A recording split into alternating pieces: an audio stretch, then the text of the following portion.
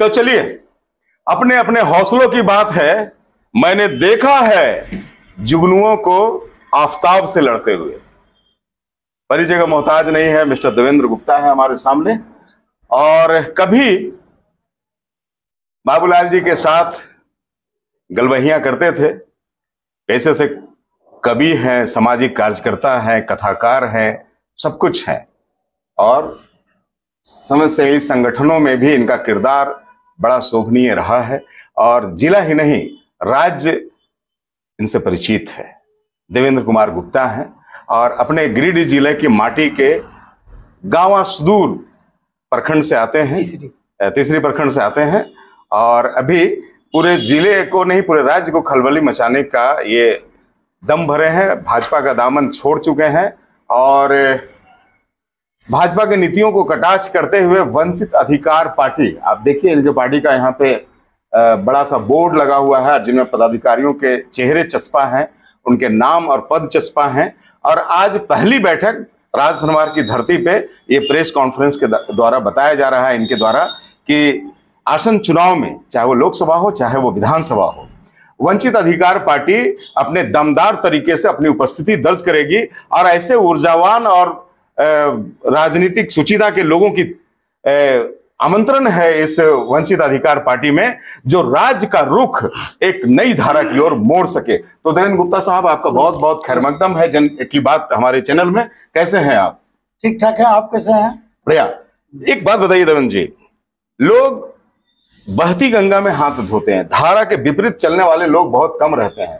आप अच्छा खासा भाजपा में थे, भाजपा में आपकी अपनी अच्छी पहचान थी, रघुवर दास से बहुत अच्छा आपका क्या कहते हैं कॉम्बिनेशन था। आप क्यों एक वंचित अधिकार पार्टी, नई पार्टी का गठन किए? आखिर कहाँ निराशा आपको आई भाजपा से?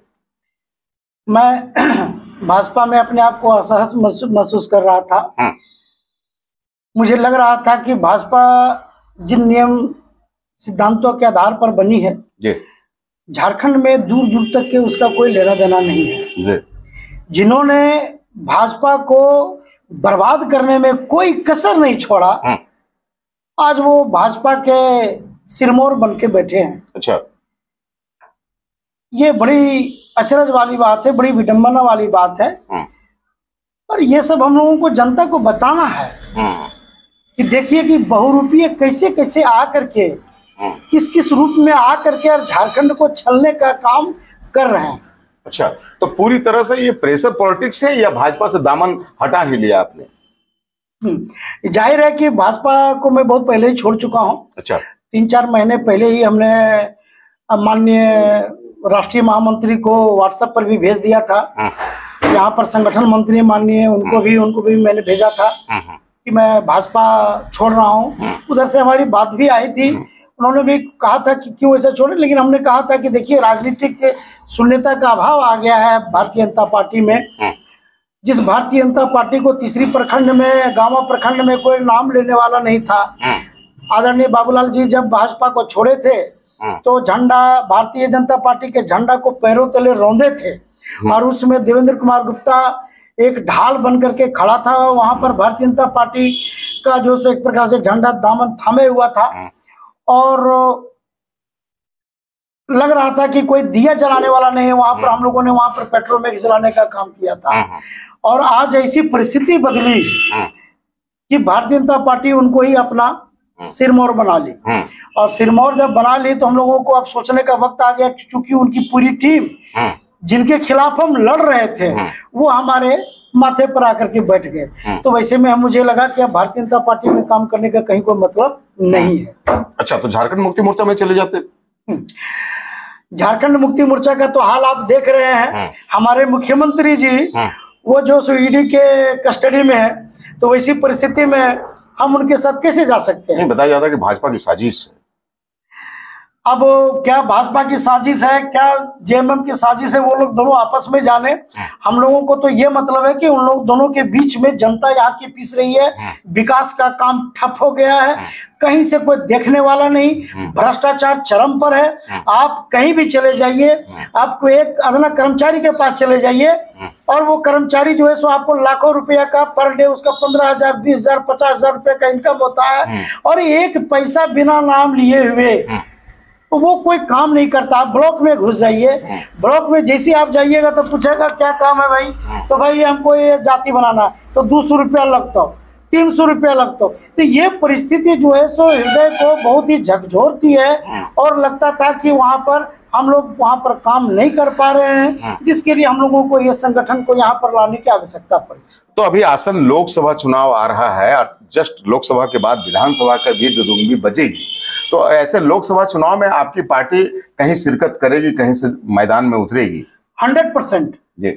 हम लोग झारखंड के सभी लोकसभा क्षेत्र में अपना प्रत्याशी को उतारेंगे और मजबूती के साथ उतारेंगे जी। और मैं आपको आश्वस्त करता हूं कि 2024 में जो सरकार बनेगी झारखंड की, निश्चित रूप से वंचित अधिकार पार्टी की होगी, इसमें कहीं कोई संशय की स्थिति नहीं है। तो चलिए, ये वंचित अधिकार पार्टी के प्रदेश अध्यक्ष देवेंद्र कुमार गुप्ता है और ये उनकी पूरी टीम है जो सजी हुई है झारखंड की, और अभी बहुत सारे नामचीन चेहरे इसमें जुड़ने बाकी है जैसा कि मुझे खबर है। और मुझे लगता है कि वंचित अधिकार पार्टी, जैसा कि नाम है, वंचितों के हक और हुकूक के लिए काम करेगी और जो राजनीति की शुचिता कहीं खो सी गई है खास करके झारखंड में, सही बताया कि भ्रष्टाचारियों की पौबारा है या बदले की कार्रवाइयां हो रही है, तो ऐसे में एक सुबह एक भोर मुझे वंचित अधिकार पार्टी के तरफ से नजर आता है कि एक कुहासा छटेगा सूबे का और वंचित अधिकार पार्टी एक सवेरा नया लाएगा, ऐसा उम्मीद देवेंद्र गुप्ता जता रहे हैं। देवेंद्र जी, एक निजी प्रश्न है हमारा कि आप तो चूंकि हृदय से कवि हैं, आपकी पुस्तकों को मैंने पढ़ा है, लेकिन ये राजनीतिक कुलबुलाहट कवि के मन में इधर देखते हैं बार बार आ रहा है, लोगों में क्या दिक्कत है? एक हमारी कविता है कि मनुष्य का जीवन, उसके लिए खास करके जो भारतवर्ष में जन्म लिया है, इसके लिए कर्म ही राष्ट्र हो, लक्ष्य राष्ट्र हो, हर चीज देश को समर्पित हो। और मैं पत्रकार महोदय, आप तो विद्वान व्यक्ति हैं, आप अच्छी तरह से जानते हैं कि जितनी भी प्रकार की जो है सो ताले हैं वो राजनीतिक नाम की चाबी से ही खुलती है।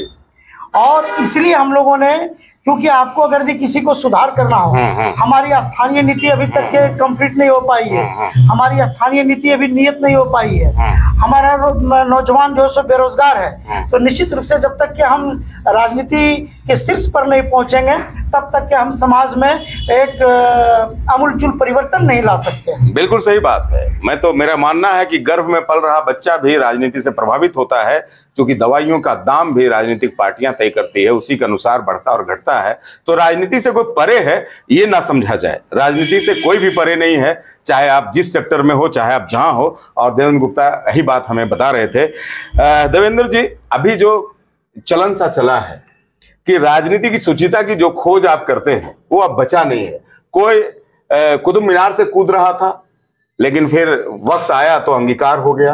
कोई कह रहा था कि मैं चवन्नी नहीं हूं कि बदल जाऊं, और वक्त आया तो बदल गया। तो ये दौर सा चल रहा है। कोई कह रहा था कि मर जाऊंगा लेकिन भाजपा में नहीं जाऊंगा, नीतीश कुमार। तो अब राजनीति शुचिता कहां खोजिएगा? कौन ऐसा व्यक्ति होगा जो ये कहेगा कि नहीं, मैंने जो कहा है मैं उस पर अडिग हूं? तो कहीं इसी परिप्रेक्ष्य में आप अपने को तो नहीं देखते? नहीं, ऐसी कोई बात नहीं। अच्छा, ऐसी कोई बात नहीं। चलिए, हम जन की बात की ओर से वंचित अधिकार पार्टी और उनके पूरे कुनबे को शुभकामनाएं देते हैं और साथ ही ये हिदायत भी देते हैं कि पार्टियां बनती है, लोग विश्वास करते हैं और फिर ठगे जाते हैं। आप कुछ ऐसी लकीर खींचिए, आप कुछ ऐसे माइलेज लाइए ताकि लोगों का विश्वास जो बार बार टूटा है अब टूटने की गुंजाइश नहीं हो। राजनीतिक शुभकामनाएं आपको हमारी तमाम पत्रकार बिरादरी की ओर से, और आप आगे बढ़े। मैं समझता हूं कि राज धनवार के सरजमी पे ये प्रेस कॉन्फ्रेंस बहुत कुछ संदेश देता है और राज धनवार की सरजमी पे कुछ बड़ा धमाका वंचित अधिकार पार्टी की ओर से बस होने ही वाली है। बहुत बहुत धन्यवाद। तब तक आप बने रहें जन की बात हमारे साथ के साथ। Thank you.